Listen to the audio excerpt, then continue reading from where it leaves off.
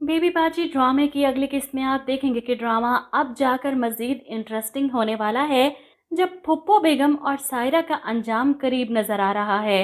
ये सब मिलकर फुप्पो बेगम के गिर्द घेरा तंग करने की कोशिश कर रहे हैं। अज़रा इस घर में ठहरी है ताकि फुप्पो की हर चीज़ हर कदम पर नज़र रख सके। और यहाँ पर आशी जो गिल्ट में थी कि इसकी वजह से ये घर टूट गया, वो अब अज़रा की मदद करने वाली है। सबसे पहले तो अपनी माँ और नानी के खिलाफ सबूत इकट्ठा करती है, इनकी रिकॉर्डिंग करती है, अपने मोबाइल में लाकर अज़रा मामी को सुनाती है और अज़रा परेशान। अब ये रिकॉर्डिंग वो समन को भी सुनाती है। इधर समन जो अपने माँ बाप के घर आई थी, छत पर खड़ी आशी के मोबाइल में ये सारी बातें सुनकर अपनी माँ को जाकर बताती है कि घर और बुटीक के बाद अब फुप्पो का इरादा दुकान पर भी कब्जा करने का है। इधर बिलाल बांके ने आशी से शादी की ख्वाहिश का इजहार किया फुप्पो बेगम के सामने, और फुप्पो परेशान कि ये तू क्या कह रहा है।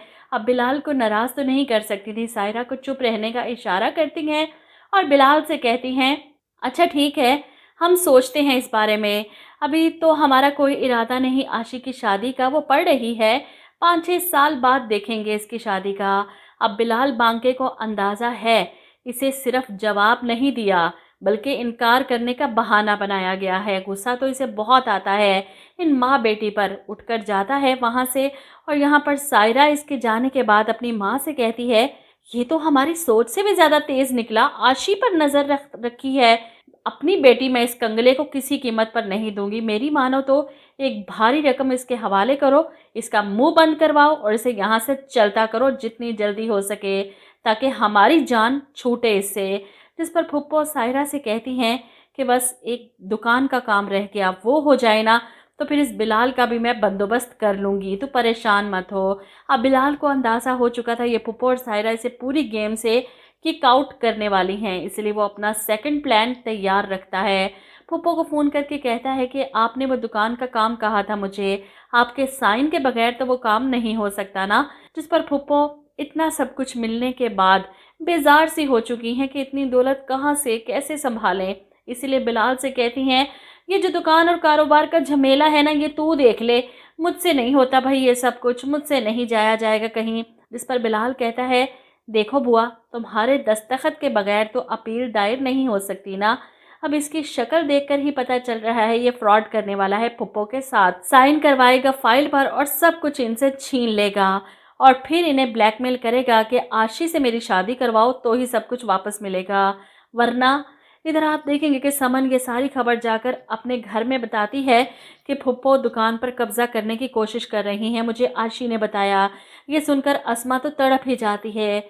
अगर मकान और बुटीक वापस हासिल करने के लिए थोड़ी सी मज़ाहमत कर लेते तो ये नौबत ना आती। तीनों भाई भी परेशान कि अब फुप्पो को कैसे रोकें, कारोबार भी हाथ से गया तो वो खाएंगे कहाँ से, कुछ समझ नहीं आ रही। जमाल भाई के साइन है फुप्पो के पास, वो किसी भी वक्त दुकान खाली करवा सकती हैं। यहाँ पर अज़रा अपनी कोशिश कर रही है, जब आशी से इसके बाप की तस्वीर मांगती है और आशी अपने मोबाइल से तस्वीर अज़रा मामी को देती है। अज़रा ये तस्वीर वलीद को भेजती है कि एक तस्वीर भेज रही हूँ मैं तुम्हें, जिस पर वलीद पूछता है किसकी है। यहाँ पर अज़रा कहती है आशी के बाप की, इसका पता करवाओ ये कहाँ पर है, इसे ढूंढना है। वहीं दूसरी तरफ रामीन ने भी अपनी चाल चली है, वासिफ को अपनी जानने वाली गायनाकोलॉजिस्ट के पास भिजवाती है फरहत के साथ। और इस डॉक्टर को रामीन पहले ही अच्छे से सिखा पढ़ा चुकी थी कि आपको क्या कहना है, और ऐसा ही होता है। वो डॉक्टर रामीन के कहने पर फरहत के सामने मायूसी का इजहार करते हुए कहती है कि आपकी रिपोर्ट्स देखकर तो लग रहा है कि आप कभी माँ ही नहीं बन सकती। यहाँ पर फरहत के तो पैरों तले से जैसे जैसे ज़मीन खिसक जाती है। ऐसा कैसे हो सकता है, मैंने इतने डॉक्टर को दिखाया, आज तक किसी ने मुझसे ये बात नहीं की। लेकिन वो डॉक्टर कहती है कि मैं क्या कह सकती हूँ, मेरे सामने रिपोर्ट्स पड़ी हैं आपकी। अब घर आकर फरहत रोती है, रोते रोते सो जाती है। लेकिन वासिफ को बहुत दुख है, अफसोस है फरहत की इस मायूसी पर। मैं कोशिश करूँगा फरहत को मनाने की, किसी और डॉक्टर के पास लेकर चलते हैं, लेकिन फरहत इनकार करेगी। और यहाँ रामीन भी वासिफ को समझाने की कोशिश करती है किसी और डॉक्टर के पास जाने का कोई फ़ायदा नहीं, अब ये सबसे अच्छी डॉक्टर थी। ऐसा हो सकता है फरहत तुम्हें कभी औलाद की खुशी नहीं दे सकती। वो जानबूझकर वासिफ का दिल ख़राब करने की कोशिश करेगी फरहत की तरफ से, ताकि अपना उल्लू सीधा कर